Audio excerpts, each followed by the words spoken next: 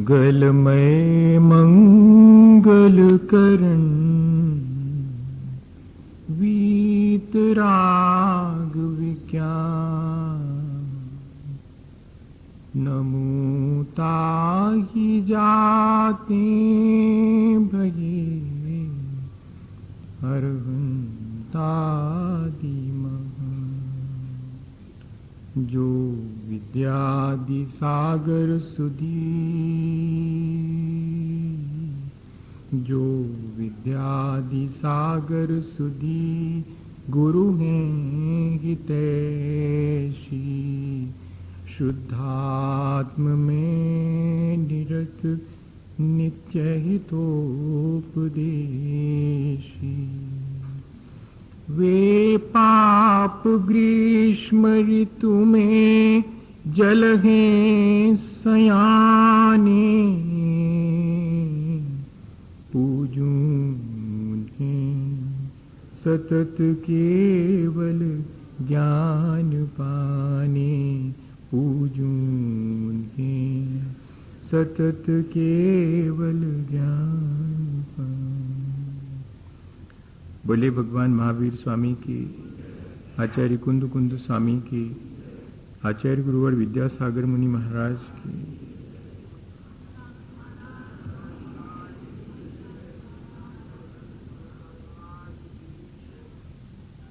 हम सभी लोगों ने कल अपने मौजूदा जीवन को जिस तरह हम जी रहे हैं और ये जो संसार दिखाई पड़ रहा है या और भी जो संसार में विविधता दिखाई पड़ रही हैं, उन सब की जिम्मेदारी किसकी है, इस बात पर विचार किया था और अंततः हम इस निर्णय पर पहुंचे थे कि जो जिस तरह जी रहा है उसकी जिम्मेदारी उसकी खुद की है, किसी और की जिम्मेदारी उसमें नहीं है। कर्म प्रधान विश्व करी राखा जो जस करे सो तस फल चाखा। ये सारा संसार कर्म प्रधान है। जो जैसा यहाँ कर्म करता है वो वैसा फल पाता है, वैसा फल उससे चखना पड़ता है। जो हम विचार करते हैं वो हमारा मन का कर्म है, जो हम बोलते हैं वो हमारा वाणी का कर्म है, जो हम क्रिया करते हैं या चेष्टा करते हैं वो हमारे शरीर का कर्म है। और इतना ही नहीं, जो हम करते हैं वह तो कर्म है ही, जो हम भोगते हैं वह भी कर्म है, और जो हमारे साथ जुड़ जाता है, संचित हो जाता है, वह भी कर्म है। इस तरह ये सारा संसार हमारे अपने किए हुए कर्मों से हम स्वयं निर्मित करते हैं। और यदि हम अपने इस संसार को समाप्त करना चाहें या इस संसार को हम बढ़ाना चाहें तो उन दोनों की जिम्मेदारी हमारी अपनी है। हर जीव की अपनी इंडिविजुअलिटी है, हर जीव की अपनी स्वतंत्र सत्ता है। एक दूसरे से हम प्रभावित होकर मन में विचार करते हैं, वाणी से अपने विचारों को व्यक्त करते हैं, शरीर से चेष्टा या क्रिया करके और उस विचार या कही गई बात को पूरा करने का प्रयत्न करते हैं। और इस तरह हमारा संसार किन्हीं क्षणों में बढ़ता भी है और किन्हीं क्षणों में हमारा संसार घट भी जाता है। तो इसलिए जो संसार की विविधता है वो मेरी अपनी वाणी मेरे अपने मन और मेरे अपने शरीर से होने वाली क्रियाओं पर निर्धारित है बहुत हद तक। गीता में कर्म के 3 भेद करे गए हैं। जैन दर्शन में भी कर्म के 3 भेद करे गए हैं। हम दोनों को समझें। कुछ क्रियमान कर्म होते हैं जो हम करते हैं और उनका फल हमें तुरंत देखने में आता है। हम सुबह से शाम तक जो भी कर्म करते हैं उन कर्मों का फल भी हमें हमारे सामने ही देखने में मिल जाता है। कोई सुबह से नौकरी पर जाता है और एक दिन में जितना काम करता है शाम को उतने पैसे उतनी तनख्वाह लेकर के लौटता है। हम यहां पर किसी को गाली देते हैं, वो हमें तमाचा मार देता है। हमारा गाली देने का कर्म हमें किसी न किसी रूप में फल दे करके चला जाता है। ये क्रियमाण कर्म है। ये हम रोज कर रहे हैं और उसका फल भी लगे हाथ चखने में आ जाता है, चाहे वो शुभ हो या कि अशुभ हो। लेकिन इतना ही नहीं है, इससे भी कुछ अधिक है। कुछ ऐसे क्रियमाण कर्म हैं जिनका फल हमें तुरंत नहीं मिलता है, देर सवेर मिलता है। जैसे कि वे सब कर्म संचित कहलाते हैं। कुछ कर्मों का फल ही हमें रोज मिलता है, कुछ का फल तो हमें बाद में मिलता है। कर्म हमारे वर्तमान के भी हैं, कर्म हमारे साथ अतीत के भी हैं, कर्म हमारे साथ भविष्य में क्या व्यवहार करेंगे यह भी वर्तमान में ही हम निर्धारित कर लेते हैं। तो वो जो संचित कर्म है वो क्या चीज है? वो जो हमें बाद में फल देते हैं वो सब संचित कहलाते हैं। जैसे कि गेहूं बोएं 120 दिन के बाद फसल आएगी, बाजरा बोएंगे 90 दिन के बाद आएगी, और अगर आम बोया है 5 वर्ष के बाद फल लगेंगे। हमने अपने माता पिता के साथ खोटा व्यवहार किया है, संभव है कि उसी जीवन में और हमारे बच्चे हमारे साथ ठीक वैसा ही व्यवहार करें जैसा हमने अपने माता पिता के साथ किया। तुरंत देखने में नहीं आता, पर उसके आफ्टर इफेक्ट्स हमारे सामने देखने में आते हैं। बीज आज बोते हैं, फल बहुत देर के बाद देखने में आता है। एक बेटा बहुत छोटा सा है और वो अपने इकट्ठे किए हुए सामान में चाय के कुल्हड़, मिट्टी के और भी बर्तन, वो सब इकट्ठे करता है। पिता एक दिन उससे पूछते हैं कि तुम ये किस लिए इकट्ठे कर रहे हो?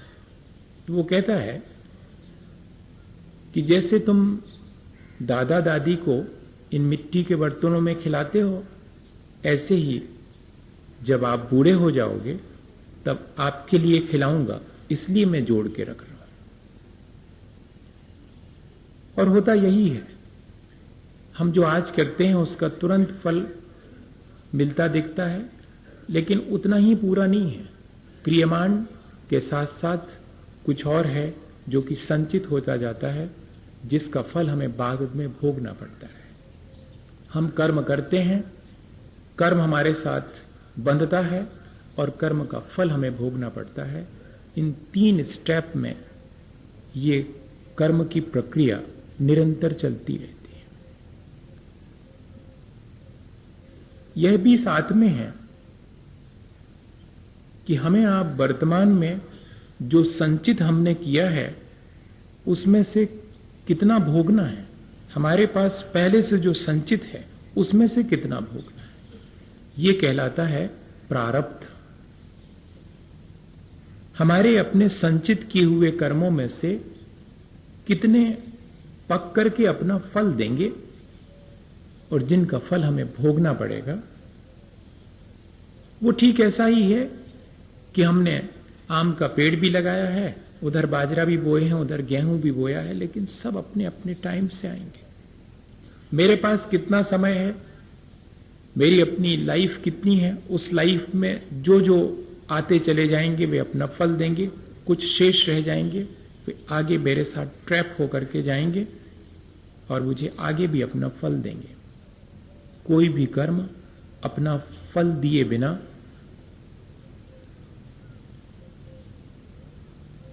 जाता नहीं है, किसी न किसी रूप में देगा पर अपना फल देगा। ये हमारा पुरुषार्थ है जिस पर हम बाद में विचार करेंगे कि हमें उस कर्म के फल के साथ कैसा बिहेवियर करना है। अभी सिर्फ हम ये समझें कि ये कर्म हमारे साथ बंधते कैसे हैं, ये आते कहां से हैं और इनको बुलाता कौन है, और ये हमें फल चखाने की सामर्थ्य कहां से पाते हैं, कौन इनमें हमें फल चखाने की सामर्थ्य डालता है, और ये कितनी देर तक हमारे साथ रहे आते हैं, ये कौन निर्धारित करता है। ये प्रक्रिया हमें थोड़ी सी विचार करने की है। होता इतना ऑटोमेटिकली है कि हम अपनी थोड़ी सी बुद्धि से सबके बारे में सोच नहीं सकते, पर एक प्रक्रिया हमारे सामने अगर रहे कि हां इस तरह होता है, बुलाता कौन है इन कर्मों को, ये आते कहां से हैं, ये कहीं और से नहीं आते, हमारे कर्मों से हम इन्हें बुलाते हैं। हम जो कुछ भी सुबह से शाम तक मन, वाणी और शरीर के द्वारा करते हैं, वो एक तरह का बुलावा है इन कर्मों के लिए, और निरंतर मन, वाणी और शरीर से होने वाले कर्म हमारे साथ संस्कार की तरह जुड़ते चले जाते हैं। फिर उसके बाद हम मजबूर हो जाते हैं। अगर किसी व्यक्ति को गाली दे के बात करने की आदत बन जाए तो फिर वो प्यार से बात नहीं कर पाएगा। वो जब भी बात करेगा एक आध उसके मुंह से गाली स्लिप हो जाएगी कह रहा हूं, क्योंकि उसके भीतर वैसा संस्कार बन गया है। तो इन कर्मों को कोई बुलाता नहीं है, इन कर्मों का संस्कार हमने बहुत बहुत पुराना अपने ऊपर डाल रखा है। कहीं पानी बह जाए और फिर सूख जाए और अगली बार पानी गिरे तो वो जो एक लाइन बनी रहती है वहीं से बहता है वो पानी। ठीक ऐसा ही हमारे साथ है। हम निरंतर अपने मन, वाणी और शरीर से कर्मों को, संस्कारों को आमंत्रण देते हैं, और फिर इतना ही नहीं, हमारे भीतर उठने वाले काम, क्रोध, मान, माया, लोभ, ये जितने भी भाव हैं, चाहे वो शुभ अशुभ हों, चाहे वो तीव्र मंद हों, चाहे वो जानबूझ के किए गए हों या कि अज्ञानता से हो गए हों, किसी भी तरह के भाव किसी माध्यम से हुए हों, लेकिन हमारे भीतर उठने वाले भाव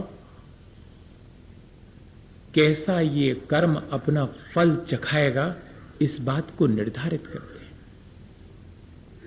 मेरे भीतर का संस्कार मुझे आगे जाकर कैसा फल चखाएगा, कितनी सामर्थ्य का होके आएगा, ये मेरे अपने कर्म करते समय के भाव निर्धारित करते हैं। और इतना ही नहीं, मेरे अपने कर्मों को किस तरह स्वागत करता हूं, इससे ये निर्धारित होता है कि ये कितनी देर तक मेरे साथ रहेंगे। कुछ भावों को हम थोड़ी देर तक करते हैं, कुछ भावों को हम बहुत देर तक करते हैं। इससे ये निर्धारित हो जाता है कि जिन भावों को मैं थोड़ी देर तक करता हूं उनके संस्कार मेरे साथ ज्यादा देर तक नहीं रहेंगे। जिन भावों और जिन परिणामों को, चाहे वो शुभ और अशुभ हो, मैं ज्यादा देर तक अपन कहते हैं ना कि बात बढ़ाओ मत, और हमारी आदत है कि बढ़ाते चलते, और वही बात हमारे भीतर संस्कार की तरह ये निर्धारित करती है कि वो कर्म कितनी देर तक रहेगा और कितनी देर तक अपना फल देगा। ये हम ही निर्धारित करते हैं। एक पंडित जी गांव में गए वचन के लिए, कोई नहीं था। मंदिर में जब पहुंचे, माली जी से कहा कि भाई जाओ तो 2-4 लोगों को बुला लाओ। कहना पंडित जी आ गए। अब माली जी क्या समझे, माली जी गए और 4-5 लोगों को बुला के ले आए। वो 4-5 लोग जैसे आई तो पहले वाले से पूछा पंडित जी ने कि आप कैसे? तो उन्होंने कहा कि ये बुला लाए माली जी हमको, हम तो रिक्शा चलाते हैं। अरे नहीं, तो आपको नहीं बुलाया, आप तो जाइए। दूसरे वाले व्यक्ति को देखा तो वो जरा युवा था। पंडित जी को ध्यान आ गया कि भाई शाम को रिजर्वेशन करवा लें, जाना है गाड़ी से, और ये युवा ठीक है। उससे कहा कि सुनो, ये मेरी टिकट बनवा लो। उसको पैसे दिए। पहले वाले को तुमसे मेरा कोई संबंध नहीं है, तुरंत वापस लौटा दिया। बुला तो लिया था सबको, 5-7 लोगों को, लेकिन उसमें से किसको कितनी देर रखना है ये कौन निर्धारित करता है? मेरे अपने परिणाम। उससे मेरा कोई ज्यादा सरोकार नहीं है। रिक्शे वाले से जाओ भैया, इनसे थोड़ा सरोकार है, टिकट लेने भेज दिया है। बाकी जो 3-4 बचे उनसे कहा कि सुनो, चलो थोड़ी अपन बैठ के धर्म चर्चा कर लेते हैं, अब हम आए हैं तो। सो घंटे भर उनसे धर्म चर्चा करी। उतनी देर उन 4-5 को रोका, घंटे भर। और उसमें से जब विदा लेने लगे तो एक ने कहा कि पंडित जी आपकी आवाज से तो लग रहा है कि फलानी जगह से आए आप। हाँ भैया, तो हमारी भी तो रिश्तेदारी है। अरे तो बहुत अच्छा है, बैठो, आओ अपन बात करें।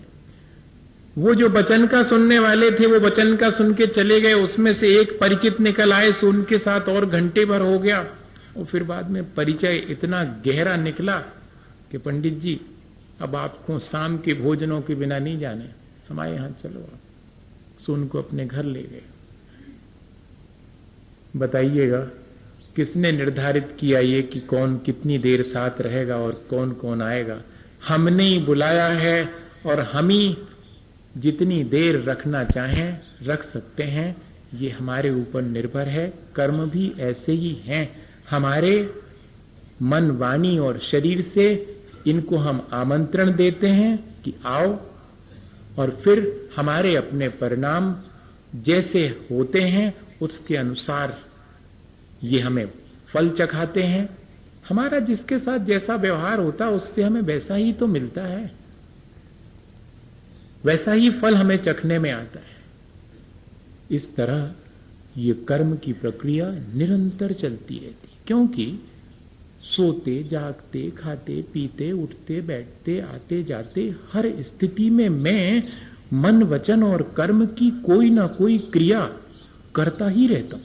सोते समय भी मेरे मन, वाणी और शरीर की सक्रियता बनी रहती है, और इसलिए निरंतर मेरे साथ ये कर्म चलते ही रहते। एक क्षण के लिए मैं कोई भी यहां पर जीव कर्म से मुक्त नहीं हो पाता। चाहे वो करने वाले कर्म हो, चाहे वो भोगने वाले कर्म हो, चाहे वो संचित होने वाले कर्म हो, एक क्षण के लिए भी यह प्रक्रिया रुकती नहीं है। जैसे कि किसी की दुकान बहुत अच्छी चलती हो और घर आकर के मां से वो कहे, मां के पूछने पर कि आज तो दुकान बहुत चली, ग्राहकों में उलझे रहे, तो मां कहे कि क्या एक ही ग्राहक में उलझे रहे? कहती नहीं, ग्राहकों का तांता लगा रहा। एक ही कर्म का फल भोगते रहते हैं हम, ऐसा नहीं है। एक ही कर्म करते रहते हैं, ऐसा नहीं है। बस उसका तांता लगा रहता है, एक के बाद दूसरा, दूसरे के बाद तीसरा। कहने में तो यही आता है कि हम कर्म करते रहे, चाहे वो भले हों, चाहे बुरे हों, चाहे वो अच्छे भावों से किए हों, चाहे तीव्रता से किए हों, चाहे मंदता से किए हों, जानबूझ के किया हों, अज्ञानतावश किए हों, किसी से प्रेरित होकर के किए हों, या कि अपने सहज भाव से किए हों, निरंतर कोई ना कोई प्रकार से हम, और ये तांता लगा ही रहता है, ये कंटिन्यूटी बनी ही रहती है। और ऐसा नहीं है कि आज ही हमने शुरू किया है, फ्रॉम वेरी बिगिनिंग। हमें याद भी नहीं है, जब से हमारा जीवन है तब से ये मन, वाणी और शरीर तीनों की सक्रियता बनी हुई है। जब तक ये मन, वाणी और शरीर की सक्रियता है तब तक मेरे कर्म आते रहेंगे, और जब तक मैं कोई ना कोई शुभ अशुभ भाव करता रहूंगा, काम, क्रोध, मान, माया, लोभ के परिणाम जो विकारी मेरे भीतर उठते हैं वे जब तक चलते रहेंगे तब तक ये कर्म की प्रक्रिया निरंतर चलती रहेगी। कर्म की प्रक्रिया इस तरह की है। इस कर्म की प्रक्रिया में भागीदारी किसकी है, अब इस पर जरा सा विचार करें तो शायद बात और क्लियर हो, ताकि हम जिनकी पार्टनरशिप है वो खत्म कर देवें तो संभव है कि इस कर्म बंध की प्रक्रिया से हम निजात पा जाएं। क्योंकि प्रक्रिया तो ये निरंतर चलने वाली है, समझ में आ गया। क्योंकि कोई भी क्षण ऐसा नहीं है जिसमें हम कर्म से मुक्त हो।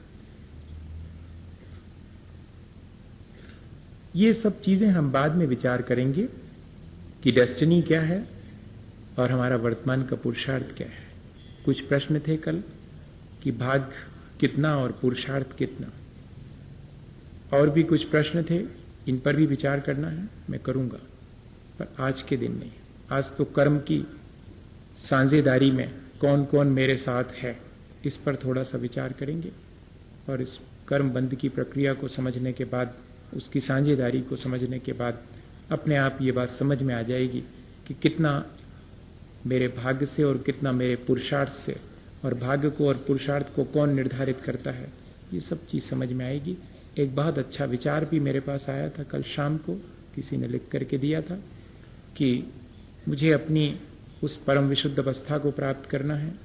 ये बात तो ठीक है, लेकिन सिर्फ उस परम विशुद्ध अवस्था को ही प्राप्त करने के लिए मैं सारी चीजें करूं, ये बात सबको हो सकता है कि ठीक ना जान पड़े।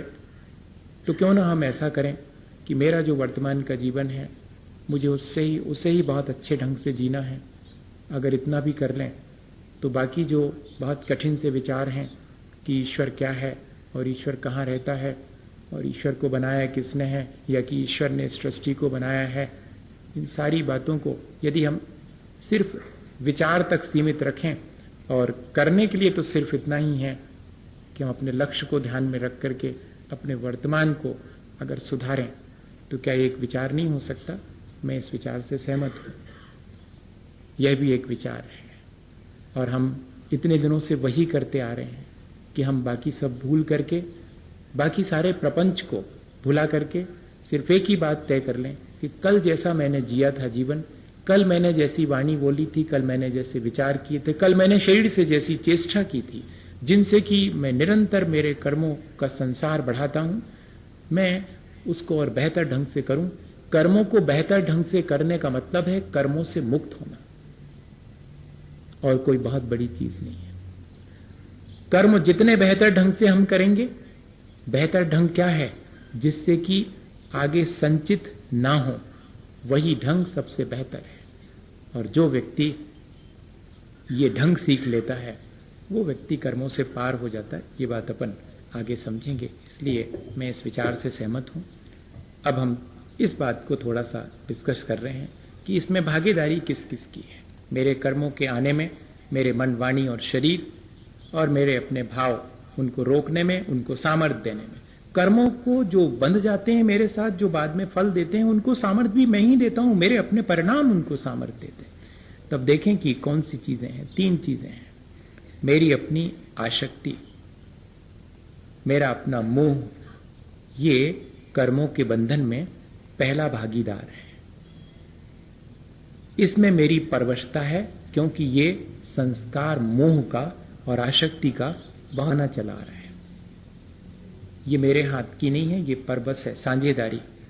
दूसरी है मेरे अपने वर्तमान के पुरुषार्थ का निर्धारण, भला करना है या कि बुरा।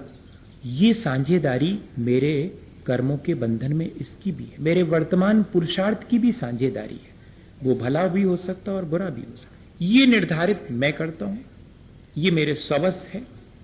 मोह और आसक्ति में थोड़ा परवश हूं, लेकिन वर्तमान के पुरुषार्थ जो कि मेरे हाथ में है। और तीसरी बात, इस कर्म बंध की प्रक्रिया के बारे में गाफिलता, लापरवाही और अज्ञानता, ये तीसरा साझीदार है मेरे कर्म बंध की प्रक्रिया। ये भी मेरे हाथ में है। 3 में से 2 मेरे हाथ में है, 1 में जरा मैं परवश हूं। ये 3 भागीदार हैं मेरे। इसमें से जिसमें मैं परवश हूं उस पर पहले विचार कर ले।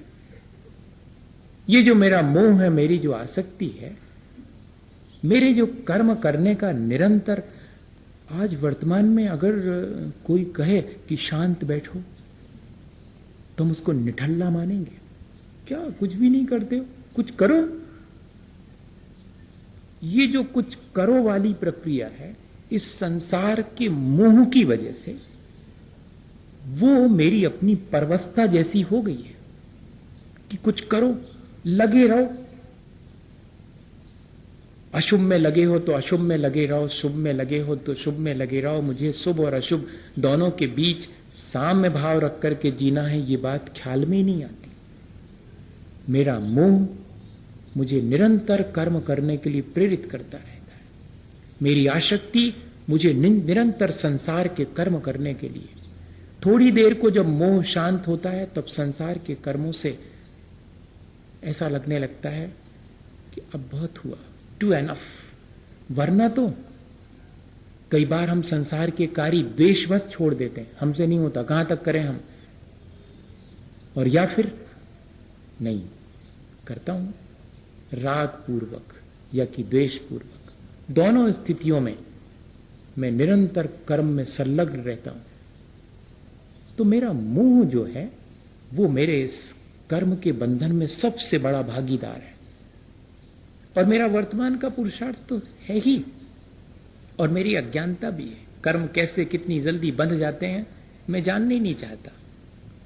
ये मेरी लापरवाही, मेरी अज्ञानता। मैं अगर थोड़ा सावधान हो जाऊं तो शायद इस प्रक्रिया में मैं थोड़ा सा बदलाहट कर सकता हूं, मैं परिवर्तन कर सकता हूं। मोह क्या चीज है?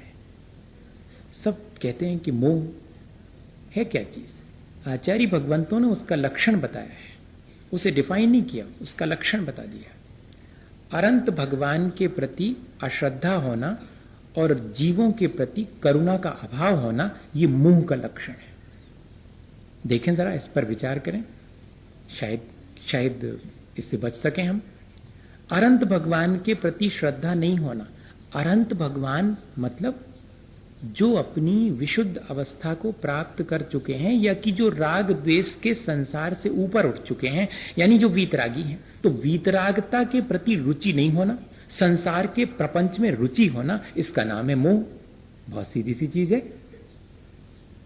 राग द्वेष में रुचि है सुबह से शाम तक, और वीतरागता में रुचि नहीं है, यही तो मोह है। और यही मेरे कर्म बंध की प्रक्रिया का सबसे बड़ा भागीदार है, सबसे बड़ा पार्टनर है ये। और दूसरी चीज, मेरे अपने सुख सुविधा के साधनों को जुटाने के लिए मेरे अंदर की दया और करुणा मैं सब बालाए ताक रख देता हूं एक तरफ उठा करके। ये जो दया और करुणा का अभाव है वो भी मोह का लक्षण है।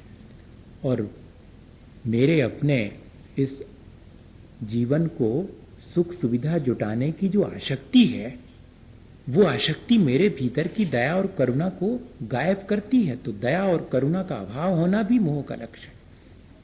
तब फिर मैं क्या करूं?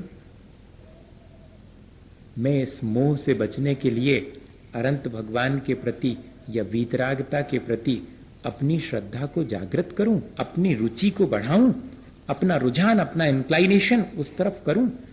मैं उन चीजों से दूर रहूं जिनमें कि रागद्वेष के अवसर ज्यादा हैं। मैं उन चीजों के संपर्क में ज्यादा रहूं जिसमें रागद्वेष घटता हो, जिसमें वीतरागता की तरफ मेरे कदम बढ़ते हों। और मैं उन प्रक्रियाओं को दिन भर में करूं जिससे मेरे भीतर दया और करुणा का भाव बढ़ता हो। मैं दया और करुणा दोनों को बनाए रखूं। तब हो सकता है कि मैं अपने मोह को जीत सकूं और इस कर्म बंध की प्रक्रिया को कम कर सकूं। इसके लिए छोटा सा उदाहरण अपन देखें। हमारे भीतर दया और करुणा का किस तरह अभाव हो गया, एक व्यंग किया है किसी ने। हाँ, उससे जल्दी समझ में आ जाएगा मुझे लगता है। आज मैंने कोई बहुत बढ़िया सी एक कहानी सुनाई भी नहीं है, क्योंकि ये सब तो मुझे मालूम है कि इसके बाहर निकलेंगे तो आधा अधूरा रह जाएगा भीतर, थोड़ा बहुत 10% जितना अपन ने समझा है। यहां बैठ के तो लग रहा होगा कि समझ में आ रहा है, लेकिन इतनी जल्दी नहीं आता, हमको बहुत वर्षों लग गए, पर वो उदाहरण याद रह जाएगा कि मेरी अपनी आसक्ति क्या है, और उस आसक्ति के चलते मेरे अंदर की जो वीतरागता के प्रति रुचि और मेरे अंदर की जो करुणा का भाव है, जो कि मेरा अपना स्वभाव है, वो कैसे तिरोहित हो गया है, कैसे कैसे हट गया है। क्या हुआ, एक भिखारी नया आया गांव में, शहर में। अब वो नया था, उसको क्या मालूम कि कौन सी दुकान के सामने जाने पर मिलेगा और कौन सी दुकान पर जाने पर नहीं मिलेगा। बाकी जो वहां उस गांव और शहर के भिखारी थे उनको तो मालूम है कि इस दुकान पर जाएंगे, एक बार कहेंगे एक बार में मिल जाएगा, इस दुकान पर जाएंगे जरा 2 बार कहेंगे, हाथ पांव जोड़ेंगे तो मिल जाएगा, और इस दुकान पर जाने ही नहीं, क्योंकि कितना ही माथा पटक लो यहां नहीं मिलने वाला। वो जानते हैं, वो भिखारी भी जानता, मांगने वाला भी जानता, पर वो नया था बेचारा, और वो ऐसी दुकान पे पहुंच गया जहां से आज तक किसी भिखारी को कुछ नहीं मिला, और दूसरे भिखारी दूर खड़े मंद मंद मुस्का रहे हैं कि नया है, अभी कुछ मालूम नहीं इसको, बेकार परेशान हो रहा, उस दुकान पे गया, अब उसको क्या मालूम। लेकिन उस दुकान का जो मालिक था, सेठ था, सबको मालूम है कि वो अत्यंत आसक्त है अपनी धन संपदा में, खुद भी ठीक से नहीं खाता, दूसरे को देने का तो सवाल ही नहीं। अब ऐसे व्यक्ति के बारे में इंटरेस्ट बहुत था लोगों का, क्यूरियोसिटी थी कि देखें इस भिखारी गया है बहुत दिन के बाद, डांट डपटेगा वो तो। लेकिन उस दिन उसको डांटा नहीं भिखारी को। क्यों, क्या चाहिए, कुछ मिल जाए मालिक, लगता है नए आए हो। आज ही आया हूं भगवान, आज ही इस शहर में नया आया हूं। अच्छा, अब सेठ जी को भी जरा मजा, पता नहीं कौन से मूड में थे, तो जरा मजा लेने का हुआ। बोले सुनो, मेरी दोनों आंखें देख रहे हो, मैंने इसमें से कौन सी नकली लगवाई और कौन सी असली है। जरा असमंजस में पड़ गया वो, लेकिन भिखारी तो भिखारी था, उसने दुनिया देखी है, लोगों की आंखें देखकर जानता है वो, भले ही नया हो। और मुश्किल से 30 सेकंड लगे होंगे, और कहा कि सेठ जी, दाई वाली ओरिजिनल है, बाई डुप्लीकेट है। सेठ जी दंग रह गए। सेठ जी ने तो ये सोचा था कि ये बता पाएगा नहीं, इसलिए मैं कुछ दूंगा नहीं, देना नहीं पड़ेगा, लेकिन कमिट कर चुके थे कि अगर तू सही बता देगा तो कुछ दे दूंगा भिक्षा में। तो बड़े जोर से हंस के कहा कि तू आज जीत गया, और आज मेरा मन हो रहा है कि तेरे को कुछ दे दूं। सारे भिखारी खड़े हैं, दूर देख रहे हैं, नया भिखारी, इसको कुछ मिल रहा है लगता है, लेकिन एक बात मैं तेरे से पूछना चाहता हूं, वो बात बता दे तो मान जाऊंगा। क्या सेठ जी, कि तेने पहचाना कैसे कि ये ओरिजिनल है और ये डुप्लीकेट है? तो बोले इसमें क्या है, जिसमें थोड़ी सी करुणा झलक रही मैं समझ गया वही डुप्लीकेट है, क्योंकि ओरिजिनल में तो संभव ही नहीं। ओरिजिनल वाले में तो संभव नहीं है कि थोड़ी बहुत करुणा हो, वहां तो सिर्फ मोह ही दिखाई पड़ रहा है, आसक्ति ही दिखाई पड़ रही है। वो जो डुप्लीकेट आंख है उसमें थोड़ी करुणा दिखाई पड़ रही है। क्या ये उदाहरण इस बात की सूचना नहीं देता है कि मेरा मोह मेरी अपनी करुणा को नष्ट कर देता है, मेरी अपनी जो वास्तविकता है उससे मुझे विमुख कर देता है, मुझे राग द्वेष में डाल देता है, मुझे वीतरागता से विमुख करता है। शायद ये इसीलिए आचार्यों ने देखा कि वीतरागता में अरुचि होना, जहां धर्म की बात हो रही हो, जहां आत्मा के विकास की बात हो रही हो, वहां इंटरेस्ट नहीं है, जहां प्रपंच हो वहां इंटरेस्ट है। यही तो मेरा मोह है।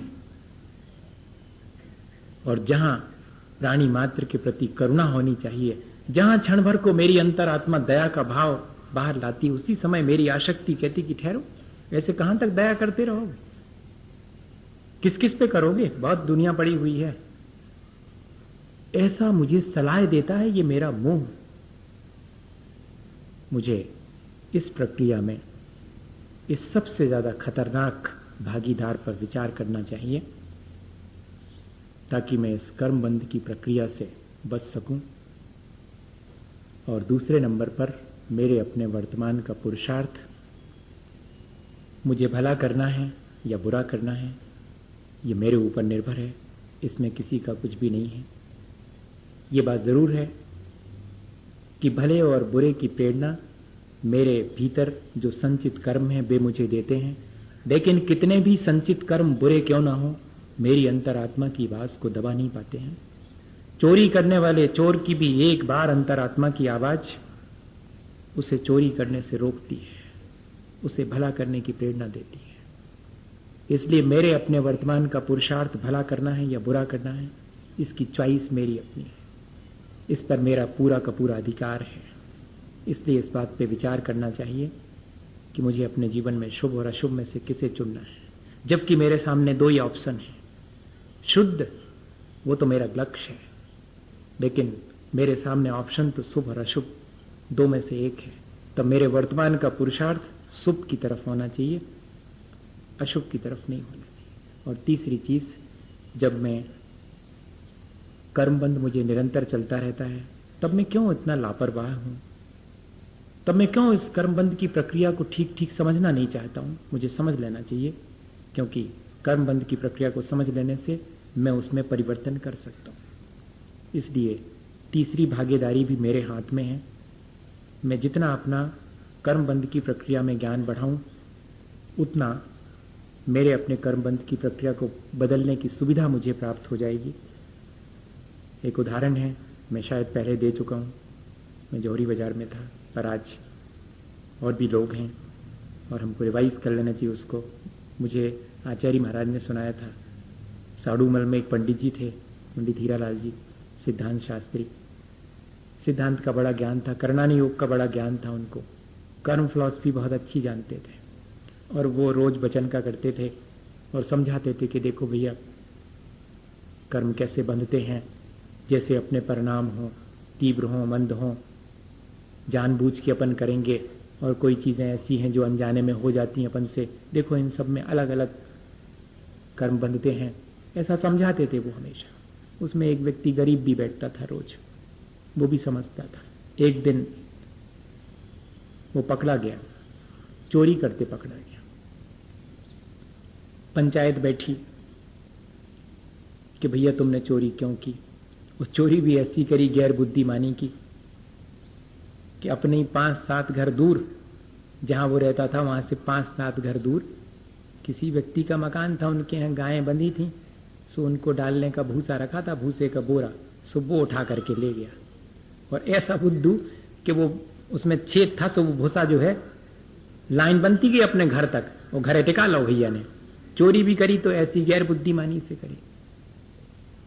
वो पकड़ में भी आ गया, वो पकड़ में आया सो कह भी दिया कि हो जो चुराओ तो हम ही ले आए थे, सारी बात स्वीकार कर ली। लोग जानते हैं कि रोज वचन कहां बैठता है पंडित जी की, बात कुछ और है। आदमी चोर नहीं मालूम पड़ता, कोई और बात है। क्या बात थी भैया? कहते 3 दिन हो गए ने हमारे घर से ने हमारे पेट में भोजन नहीं गया, सो हमने सहन कर लिया पानी पी के, लेकिन कल हमसे देखा नहीं गया। हमारा छोटा सा बेटा दूध के लिए जिद कर रहा, हमारे पास रोटी का टुकड़ा भी नहीं है, पानी कब तक पिलाएं उसको, उसके लिए दूध चाहिए था। सो ये 1.25 रुपया का बिकेगा और उतने में मुझे 2-3 दिन के लिए इसके लायक दूध आ जाएगा, तब तक कोई और काम देख लूंगा। तो मैंने सोचा कि और ज्यादा क्यों करना, पंडित जी हमेशा बताते हैं कि अपन को ज्यादा तीव्र परिणामों से कर्म नहीं करना, मंदता रखना। कषायें जितनी ज्यादा प्रबल होंगी उतना तीव्र कर्म बंधेगा। मेरी इतनी ज्यादा लोलुपता नहीं थी, मेरी इतनी ज्यादा कषाय नहीं थी। मुझे तो 1.25 रुपये चाहिए था, और 1.25 रुपये की और भी सामान रखी, उनकी घड़ी उतार ले आते तो वह ज्यादा की बिकती, और उतनी सोने की अंगूठी रखी थी अरिया में उनके थे, हम बा उठा सकते। सोचा कि कौन को ज्यादा जोड़ के रखना है, 1.25 रुपया का ये ले चलो, इससे काम चल जाएगा। भैया मैंने आपको उदाहरण सुनाया, किस बात की सूचना दे रहा है? सूचना सिर्फ इस बात की है कि मेरे अपने कर्म बंध की अज्ञानता मेरे कर्म बंध को ज्यादा बढ़ा देती है। अगर मैं कर्म बंध में सावधानी रखूं, मैं उसका ज्ञान रखूं, तो शायद मैं अपने इस कर्म बंधन की प्रक्रिया में अपने मन मुताबिक परिवर्तन कर सकता हूं। मैं इतना मजबूर नहीं, मैं सिर्फ अपनी आसक्ति और मोह की वजह से थोड़ा मजबूर हूं, क्योंकि एक पार्टनर ऐसा है, लेकिन दो ऐसे हैं जिनमें कि मेरा वर्तमान का पुरुषार्थ और मेरा ज्ञान दोनों मिल करके इस प्रक्रिया को परिवर्तित कर सकते हैं। इस तरह हमने आज थोड़ी सी चर्चा अपने इस कर्म बंध की प्रक्रिया पर करी और हमने समझा कि कैसे ये कर्म जो हम करते हैं हमारे साथ बनते चले जाते हैं, हमें कैसे ये अपना फल देते हैं और ये प्रक्रिया कैसे निरंतर चलती रहती है। मेरा मोह, मेरे वर्तमान का पुरुषार्थ और मेरी अपनी अज्ञानता कर्मबंध के प्रति इसको बढ़ाती चली जाती है। मैं अगर अपने पुरुषार्थ को संभाल लूं, मैं अपने ज्ञान को बढ़ा लूं और मैं अपने मोह को घटाता चलूं, वीतरागता के प्रति मेरा रुझान बढ़ता जाए, तो शायद इस कर्म बंध की प्रक्रिया में कुछ परिवर्तन मैं कर सकता हूं। इसी भावना के साथ कि हम इस कर्म बंध की प्रक्रिया को समझकर इस कर्म से मुक्त हो सकें, बोले आचार्य गुरुवर विद्यासागर मुनि महाराज। ये गुरुवर शाश्वत सुख दर्शक यह नग्न स्वरूप तुम्हारा है, जग की नश्वरता का सच्चा दिग दर्शन करने वाला है। जब जग ऋषियों में रच पच कर गाफिल निद्रा में सोता हूँ, अथवा वह शिव के निष्कंटक पथ में विषकंटक होता हो। अर्ध निशा का सन्नाटा वन में वनचारी चरते हूँ, तब शांत निराकुल मानस तुम तत्वों का चिंतन करते हो। करते तप शैल नदी तट पर तरु कलवर साथी झड़ियों में, समतारस पान किया करते सुख दुख दोनों की घड़ियों में। अंतर ज्वाला हरती वाणी मानो जड़ती हो फूल जड़ियाँ, भवबंधन तड़ तड़ टूट पड़े खिल जावे अंतर की कलियाँ। तुम सावधानी क्या कोई हो, जग को दे दी जग की निधियाँ, दिन रात लुटाया करते हो शम शम की अविनश्वर मणियाँ। हे निर्मल देव तुम्हें प्रणाम, हे ज्ञान दीप आगम प्रणाम, हे शांति त्याग के मूर्तिमान शिव पथ पंथी गुरुवर प्रणाम। मिथ्यात्म नाश विकु ज्ञान के प्रकाश विकु आपा पर भास विकु भानु से बखानी है। सहो द्रव्य जान वेको बंद विद भान वेको सपर पिचान वेको परम प्रमाणी है। अनुभव बताए विकु जीव के जताए विकु काहू न सताए विकु भव्य हो रे आनी है। जहाँ तहाँ तार वेखो पार के उतार वेखो सुख विस्तार वेखो यही येन वाणी है। जावाणी के ज्ञान ते सुनिलो कलो सुवाणी मस्तक नमो सदा रे तुम। उदक चंदन तांदुल पुस्तक चरु सुदीप धूप पलागे धवल मंगल गान रवा कुले जिन ग्रहे